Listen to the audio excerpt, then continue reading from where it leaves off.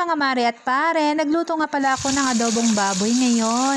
Kailangan nga lang pala natin dito ng bawang, sibuyas, toyo, suka, mantika, baboy,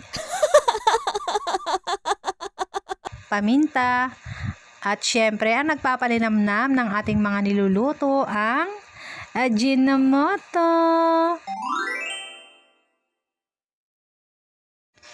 Kailangan nga pala natin prituhin yung mga baboy natin para masarap mga Mars. Wow! Sinilip ko nga muna si Matina kung anong ginagawa niya at ayan na nga mga Marcy. Kinalat na naman pala niya ang mga colored pencil ni Kuya Alden kaya pala naman tahimik mga Mars.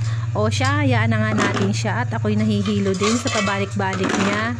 Kung wala kasing ginagawa yung batang yan ay akong kinukulit at pabalik-balik sa akin. Tinanong ko nga siya dyan kung okay ba siya at masaya. Happy naman daw siya. Charis!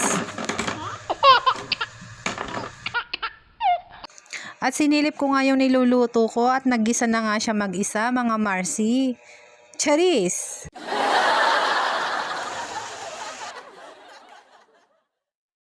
Ginisa ko na nga pala yan mga Mars.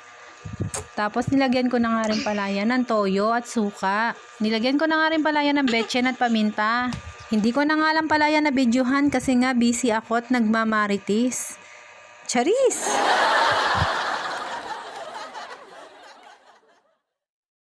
Habang pinapakuloan nga pala natin yung niluluto natin ay kumain muna ako mga Mars.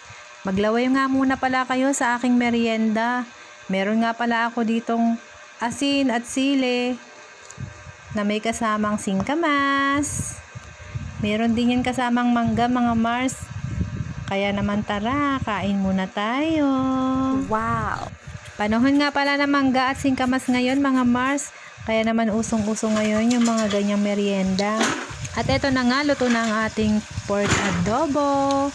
Salamat Mare sa panonood. Bye-bye!